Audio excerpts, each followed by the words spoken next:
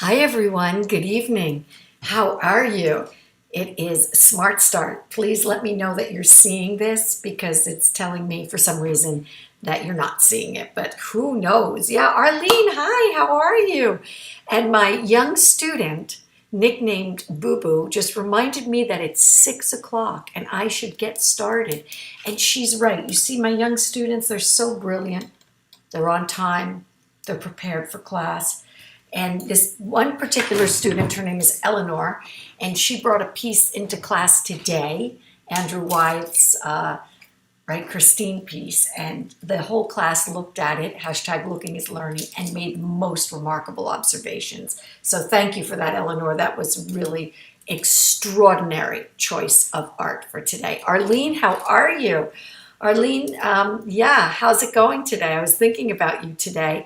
Arlene, you want to check your messages tomorrow on the stuff that we were working on yesterday, just to see if there was any feedback. Okay, guys, so you know what I have? I did it. I put it together, and I think it's pretty extraordinary. So what I did was I'm putting together a slideshow. So as I read Roberta Smith's review from the New York Times, about Rosie Lee Tompkins. I named her an American treasure from Berkeley Art Center. You can look, it's just going to flip through, okay, because there's a lot of work here. So let me transition and just watch as it flips through. But you will see a repeating theme, and really, I just want to keep saying, I stand corrected. You know, I always say I came to the party late. And when I mean the party, I mean the party of formally educated. I didn't begin college until my late 20s, yeah? And good, Arlene. Is it a positive? Okay, great. And thank you, Charles. And in that, it made me kind of this person that really believed in the canon of art history. I still believe in the canon of art history, but not as an absolute, right? That there is room to grow and change.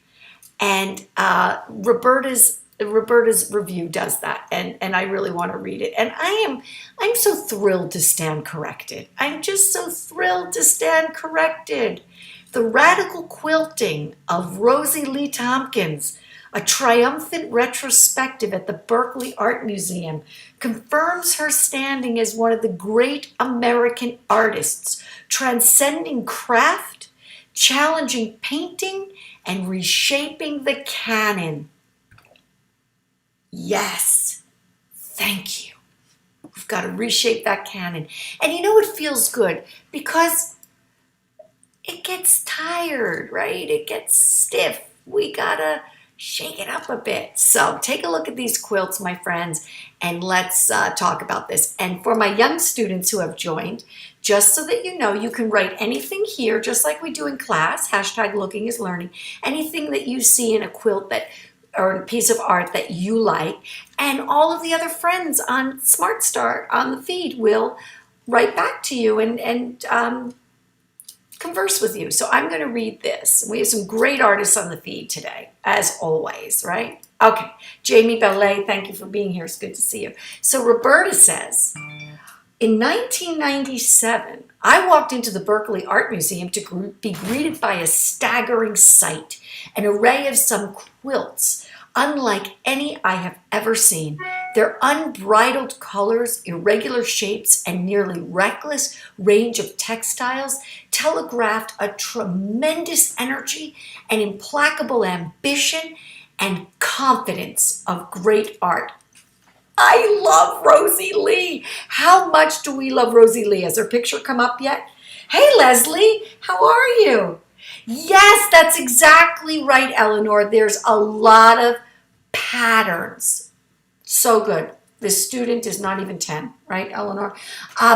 Leslie, you made it. Oh, thank you. That's so kind of you to say. All right. They were crafted objects that transcended quilting with the power of painting. Wow. This made them cannon busting. Yes, let's bust out of that cannon, everybody. Let's just Let's just take down those monuments, bust out of that cannon. Black Lives Matter. Women's work is important. It's a new day in America. Love it.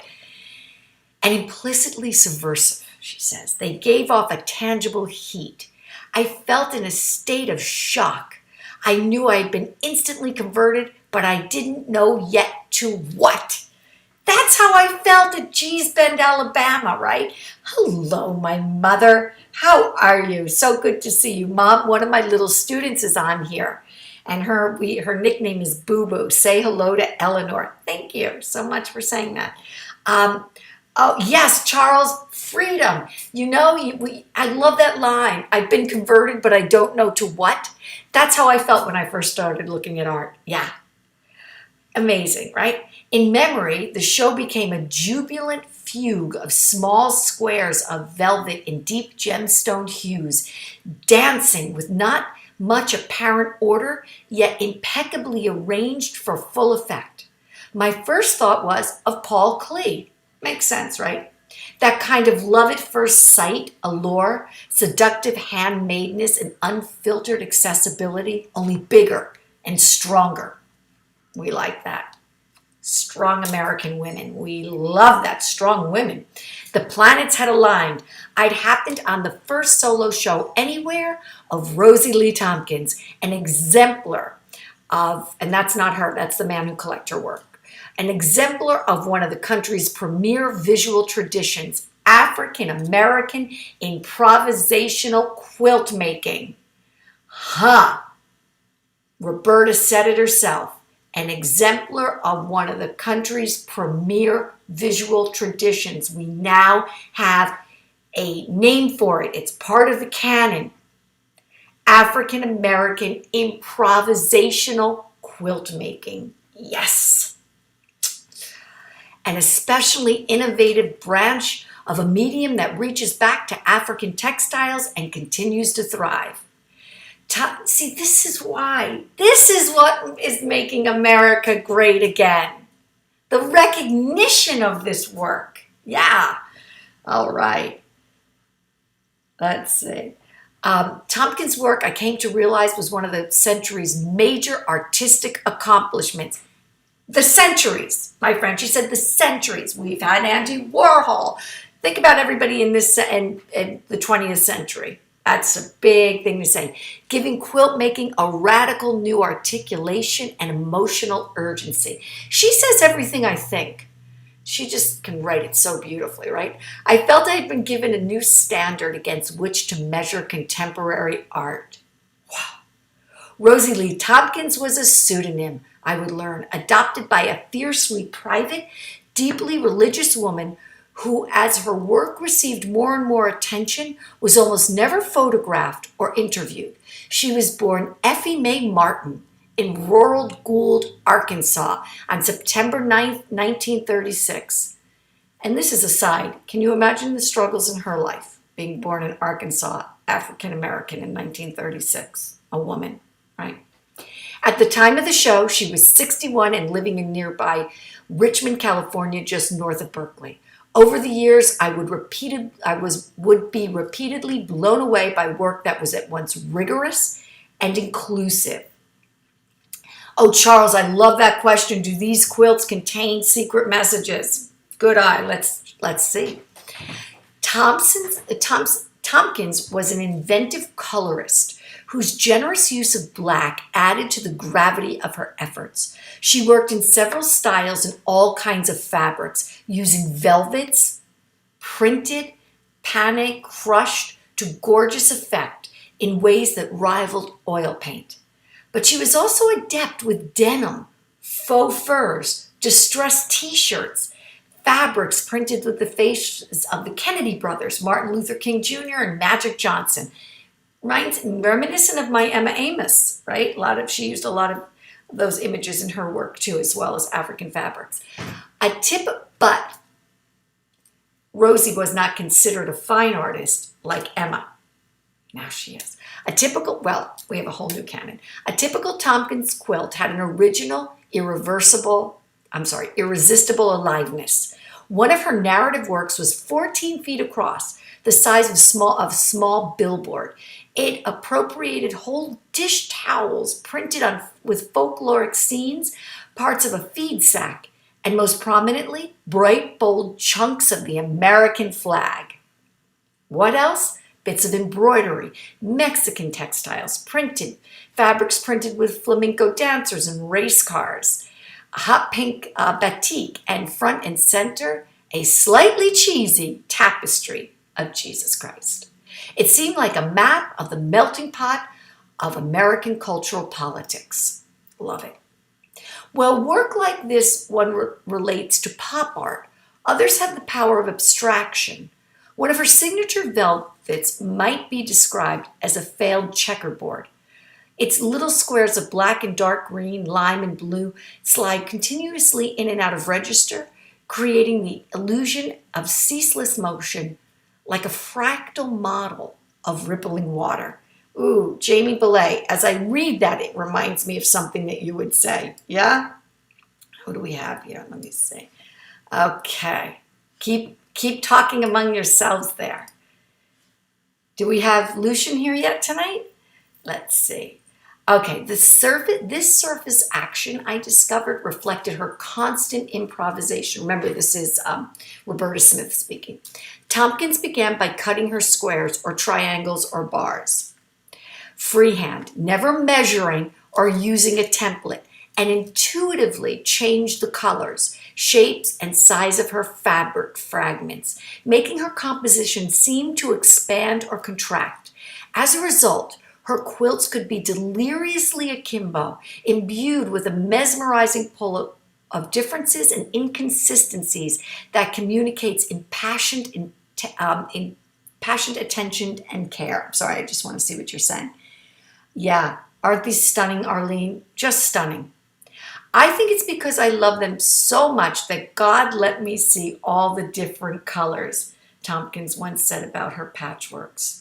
I hope they spread a lot of love. They do indeed. You know what? It makes me love America. It truly does, especially in a time when we're so divided, that she was born into very difficult times in the Deep South as an African-American woman, and look what she produced about American life and beauty, and it's just amazing. That 1997 Berkeley show was my first Rosie Lee Thompson moment. Organized by Lawrence Ridner, the museum's chief curator, it helped boost her reputation beyond the quilt world, centered in and around San Francisco. This September, many more people will have similar moments of their own and feel the love implicit in her extraordinary achievement with Rosie Lee Thompson, a retrospective. Mom, can we go? Can we go to California? We'll visit Vic, my sister, and we'll see this show. Yes? Yeah? William, Jean, you. Can we do it? The artist's largest show yet opens its doors once more at the Berkeley Art Museum for a run through December 20th. It debuted briefly in February before the coronavirus lockdown.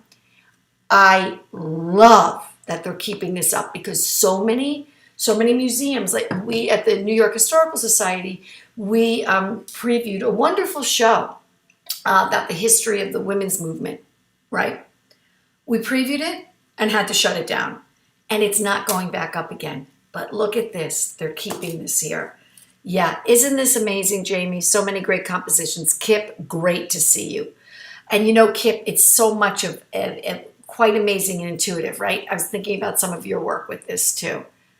Just amazing in a different way. Not the quilts, but yeah, the fabrics. The museum's website currently offers a robust online display and a 70-minute virtual tour, which I definitely need to take. This exhibition, again organized by Mr. Rinder, the museum's director, until March, with Elaine Yao, a postdoctoral curatorial fellow, marks the end of a 30-year saga. Though it began with Effie Mae Martin, I love the name Effie Mae Martin, it came to include a small nervous collector named Eli Leon, who met her in 1985. There's a picture of Mr. Leon in my slideshow for you guys. And he met her in 1985, fell in love with her quilts and those of many other African-American creators in and around Richmond, and devoted half of his life to acquiring, studying, exhibiting, and writing about her work. Mr. Leon, thank you. Thank you. Rosie Lee Tompkins grew up the eldest of 15 half-siblings, picking cotton and piecing quilts for her mother. In 1958, she joined the post-war phase of the Great Migration, relocating to Milwaukee and then Chicago, eventually settling in Richmond, California, a busy port and shipyard that had become a destination for thousands of African Americans who moved out of the South, many bringing with them singular aspects of rural culture. Oh, I love that. My mother just said hello to Boo Boo. Boo Boo, that's my mother saying hello to you. You know what, Boo Boo? You asked a question. Do I know all the quilts' names? I do have some of their names, so I'll share them with you, okay? I couldn't put them in this slideshow. Excellent question, my dear. Okay. She studied nursing and for the next 2 decades or so worked in convalescent homes, a job she is said to have loved. Of course she loved it. You can see how giving she is, how beautiful a person she is. She can take care of people. Gorgeous. During this time, she married and divorced Ellis Howard, raised 5 children and stepchildren, and started to make quilts to sell at the area's many flea markets, along with other wares. She even had a printed business card that offered crazy quilts and pillows, all sizes. By the late 70s, according to the current exhibition catalog, she was earning as much as $400 a weekend from sales and was able to quit her nursing job. Effie became the entrepreneur. Love it. The flea markets were a quilter's paradise in the 70s and 80s and beyond, places where the necessary materials were plentiful and cheap. Printed, embroidered, and sequined fabrics, beaded trims, crocheted doilies, needlepoint buttons, secondhand clothing, costume jewelry, all of which and more Tompkins incorporated into her art. Healing quilts. Charles, you said it, right? The area was also a paradise for quilt collectors, one of whom was Eli, born in the Bronx, in the Boogie Down Bronx in 1935, and trained as a psychologist, whose collecting instincts verged on hoarding. Love that. Eli had also worked as a graphic designer.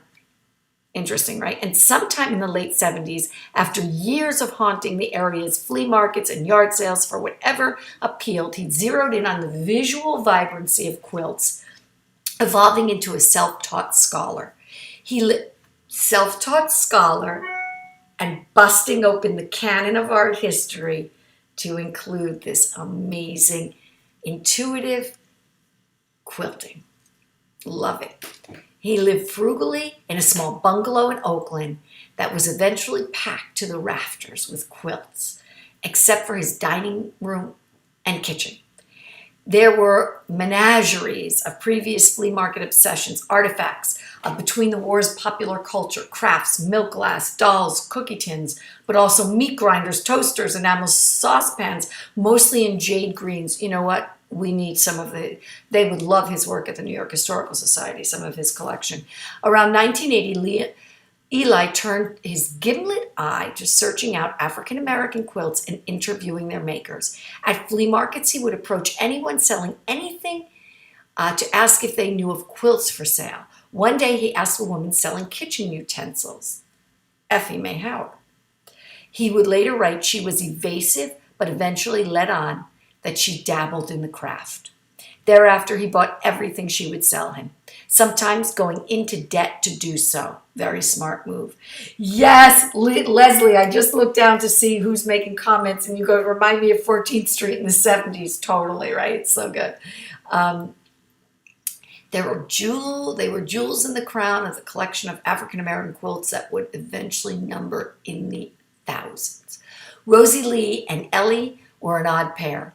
No, they weren't. They're a typical New York couple, if you ask me. I love it. Both willful, defensive, and fragile. Each had survived a nervous breakdown or two.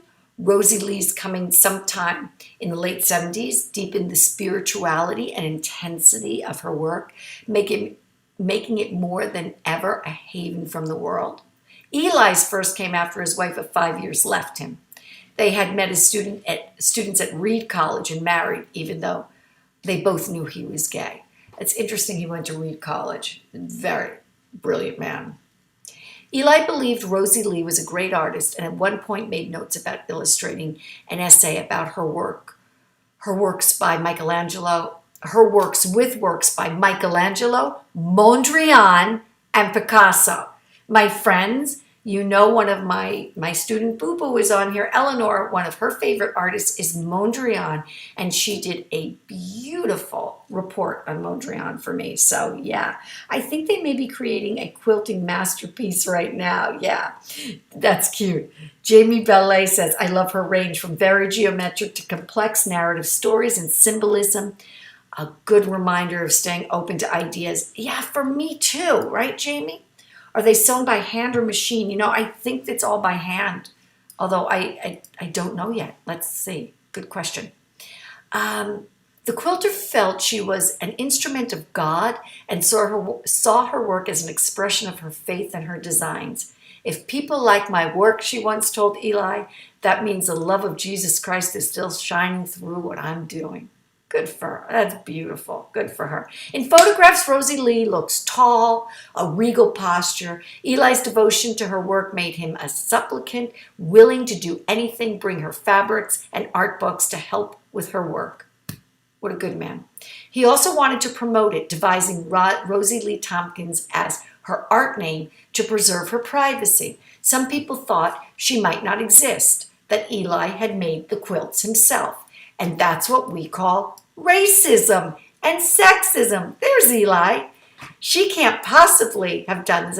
An African-American woman born in 1930s in the South, she couldn't have done this. He made this story up. It's like when people tell me that aliens created the pyramids because the Egyptians couldn't, because they're not white. Yeah.